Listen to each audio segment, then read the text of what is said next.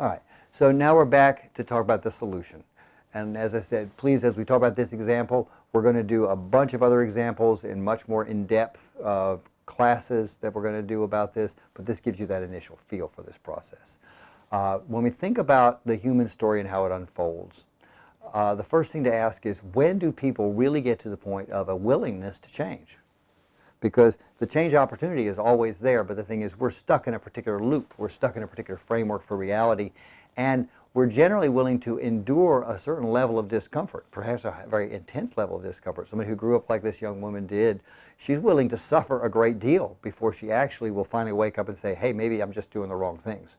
And so generally, when you talk about people coming into therapy, people can come into therapy and benefit at any age. But if you really look at it over time, what you look at is that the number of people who come into therapy and really make the kind of long-lasting changes we're looking for probably begins to reach kind of a peak as one reaches 40, or maybe a little bit before that, on into probably the late 50s. Now, people change on both ends of that curve, but that's probably the peak of where the most people have really come to realize, wow, this thing I'm doing is not working.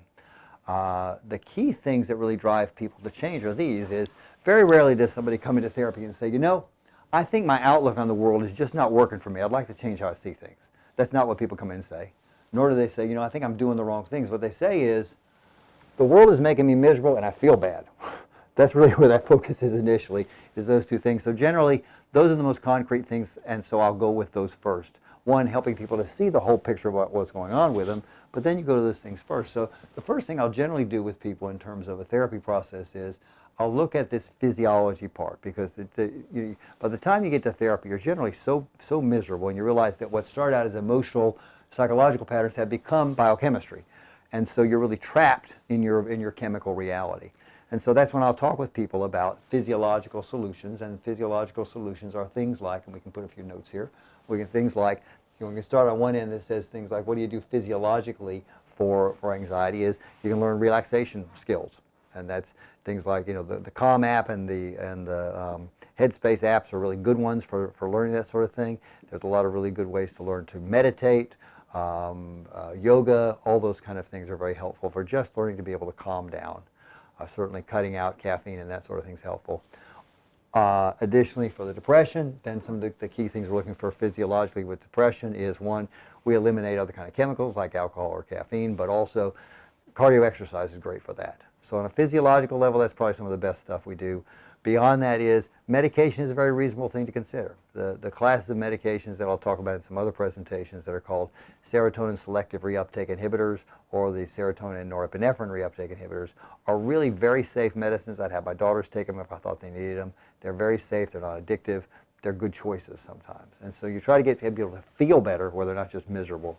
Secondly, you have them look at their environment, okay? And sometimes what they have to do is they have to take some fairly significant steps in their environment, okay?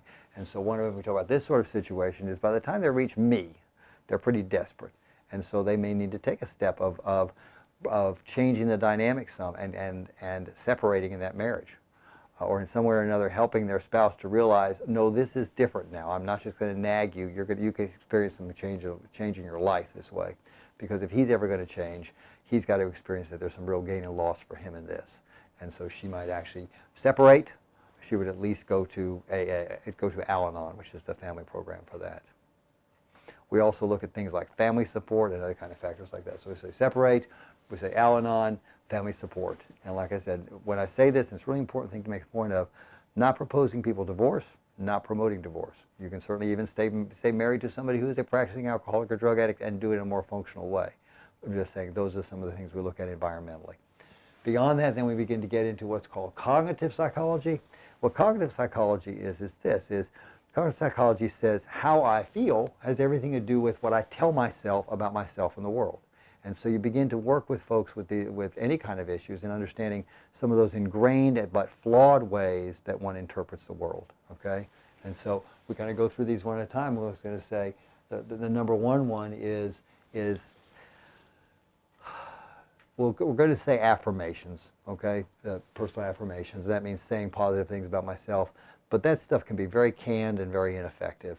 The affirmations, to have any value, need to be something that really gets down to what the struggle is in this person and challenges it on a very rational kind of functional level. what is truth in this situation for them. The next thing we go to is we look at beginning to frame the world differently and see people in a different way, begin to interpret them differently. And then lastly, begin to think about, so we say just basically, see the world differently. And then the last one we have is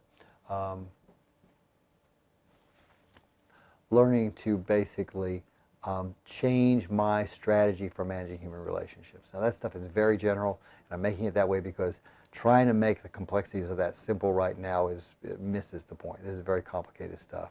But you really have to change that cognitive program, how you think and talk about the world to yourself. One of those things I do for myself is, as soon as I'm out of bed in the morning, since I generally feel the worst when I first wake up with back issues that I've got and so on, I'm talking to myself.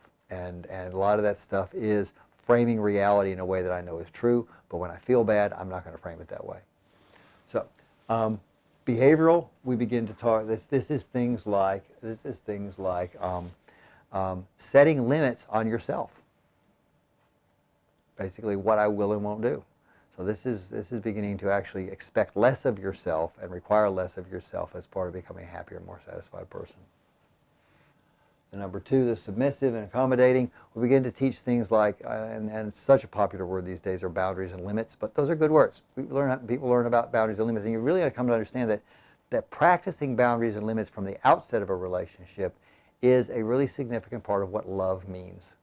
That often people think of love as only being a one-dimensional thing, which is about doing for others, giving to others, and tolerating others, which is part of what love is. But love is also expecting of others, requiring of others, and setting limits and boundaries with them. And so that's a really critical piece of it. And then that probably rolls right over to this overeager people pleaser as well. So we begin to shift these patterns. Now, the thing I've left out of this is over here.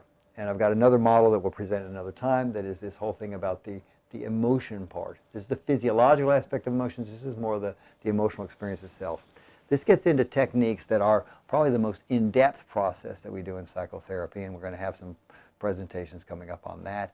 But there are techniques like things like a technique called hypnotic regression therapy, which is one where on a very experiential level, one is taken back into earlier experiences, which are the roots of these programs, and on a very deep emotional level helps that person to raise, resolve, and release those wounds, create new patterns. One of the techniques that has come up relatively recently, say in the last 30 years, is a technique called EMDR, which is eye movement desensitization reprocessing. We'll talk some about that one in a future presentation as well. It is one of the most unbelievably effective techniques I've ever done. Every time I explain it to people, it sounds ridiculous, and whenever I do it, I'm just amazed it actually works, but it works very, very well. So there are techniques that really allow people to heal on the very deepest level, which ultimately is the most powerful thing.